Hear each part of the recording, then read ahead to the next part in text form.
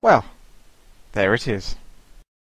Hello everyone and welcome to another Starcraft 2 commentary. This is WTii here and this is a 1v1 on the map Steppes of War. It's between myself playing as the blue Protoss in the bottom position and my enemy Epic is the Terran player at the top position. And now he's sent off an SCV already, as we can notice here. What's it up to? This is a 6 SCV. He's very curious about what I am and there's a reason for that.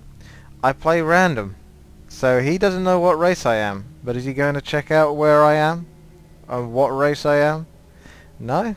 Mr. SCV decides to put down a 7 racks and it goes straight down like that. Now we're going to look at this position here and you think, does it get screwed over? Does his units get stuck? I guess he can get a tech lab in there, but would it get stuck? Technically no. This is a very strong position. Already my map hack detector is on and I've already spotted this, so it's relatively only just started and boom, the SCV's moved already, and we're going to see why this is a very good position to put your racks if you're going to be an annoying git. So we can see that I can just get a few hits on that SCV, but then it goes back to being behind this mineral patch and I can't attack it with this probe. I brought out 3 probes, one to go for on the right hand side, one for the left hand side, one for the top. But that SCV is inside the building basically all the time. Even though I spot it very early on, even with 3 probes, I cannot kill that SCV. That is disastrous for me now because I can't kill that barracks in time. I'm going to have to back off. He's basically going to get a marine anytime now, which is why I send off the probes, because it's just timing. You get used to it. You know when the marine's going to come out. So do whatever damage I can, back off. Now try and get that SCV. Oh. That's it, another SCV was currently building a bunker at this point. He had multiple SCVs all over the shop. He's going to have to back off with this marine because it can't take on my probes straight away. Now the question is do you take off all your probes and just try and kill that barracks and also try and fight the marines as they come out? Or do you just try and get the economy boosting and go for units? So a probe is not going to make it to his base, so I'm going to have to back off here with the rest of my probes. There's no way I can take those marines on. But I am trying to chrono boost out a Sillet at this point. Bear in mind that my opponent here did not know what race I am and decides to go for a 7 racks, and he's a 1726 Terran player, with aka he's got 1726 points, so I don't know what he's thinking in this, but he's trying hard anyway, and he's starting to get a bit of a critical mass with these marines. You can see it's stop move, stop move, stop move, trying to do what damage he can do to the probes. Meanwhile I can't let that bunker go up, so the seller is going to basically try and take care of the SCV building the bunker. Meanwhile the probes are distracting the marines. I don't think I've lost too many. I'm going to have a look. I'm down quite a few harvesters. I was actually about an extra 4 harvesters I'd say before that, I believe. So I definitely had to lose a few harvesters just to make sure that this bunker would not build. My seller should make short work of this. And these marines actually have probably the best DPS in the game in terms of unit cost. So you don't really want to let marines get off many shots, to be honest, and get away with it. So meanwhile, it looks like, yeah, Sellets can easily take on marines, but don't be fooled. At high level, basically, with a bit of micro, marines clump up very nicely in big balls, and you can do a lot of stop move micro with them, where they attack quicker than 1 second. So you see this basically. I can't really get too deep into those marines as much as I want to, even though I've just left 1 Sellet to make sure that SCV doesn't build and distract the other marines with the other 2 Sellets. I haven't got enough here to take on those marines, even though it looks like I should be able to. Look how fast that HP drops down with a little bit of focus micro and then moving back. So the marines are like basically a very strong match for my Sellets here. I'm going to have to back off here. He's going to go for the pylon that's supporting my gateway and my cybernetics core. So I'm in a bit of trouble here. I can't really let him get away with this. I'm bringing up probes at the top to try and surround him a little bit. He's a little bit aware of this. He's going to possibly get back in time here. The marines are just going to slip through. I can buy myself a bit of extra time there basically whilst I'm trying to get my cybernetics core running. Sellets are going to have to back off here because I cannot take on those marines, even though Sellets on paper will beat marines. So we're seeing this in a realistic sort of high level point of view, is that marines will beat Sellets. As much as you think, no, surely not. So the cybernetics core is up, but I haven't got 50 gas yet to make a stalker, so I had to chrono boost out another Sellet. Meanwhile, I'm going to try and surround these marines. I had to lose all of my Sellets because they've done as best as they can. Bringing probes around the back here to intercept these marines just in time to surround them. Probes actually do pretty damn well against marines as well. So luckily with a bit of a Sellet action in there as top, I can actually finish those off. So the chrono boost is going out on the Stalker, and I'm going to try and finish off this marine harass because I want to end this now. As you can see, I'm a little bit frustrated saying retarded because I was just so frustrated that he actually managed to get the barracks up in the first place.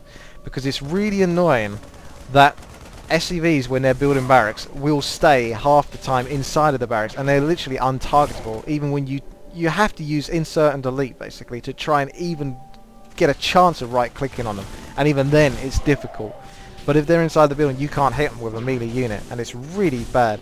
And as you can see, this is a very strong place to put it, because the SCV that's building it will slip in between, sort of like between these mineral fields and the Vespene geyser, so it can't be hit.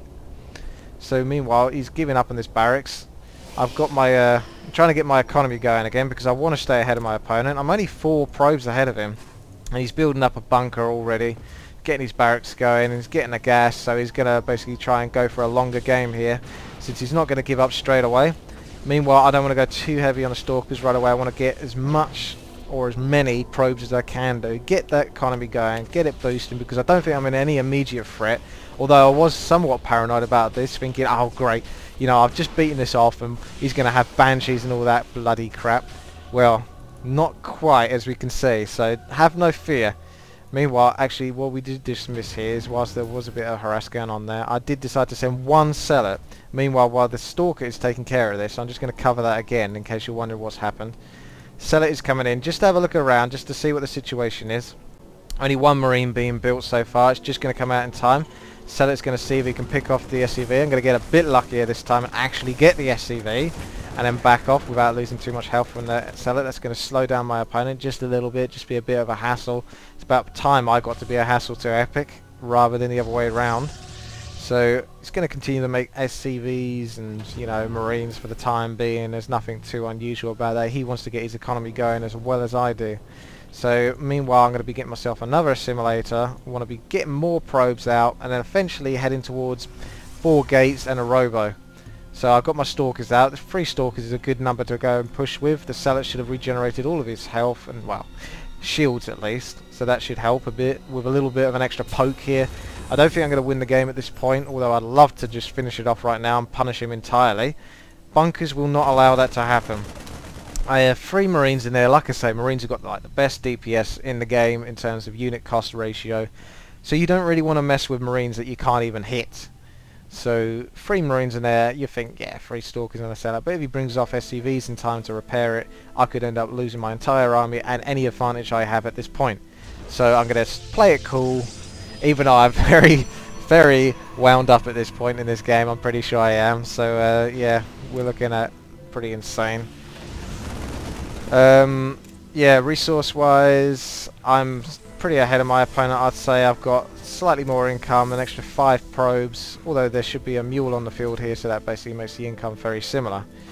So a mule's basically about 5 workers. So he keeps dragging my stalker up here, so I'm going to bloody put that thing on hold soon enough. That's a good move. Gets an SCV just to try and bring over my stalkers, get a few free hits on them whilst I'm being busy just building my base. Not destroying my base, building it.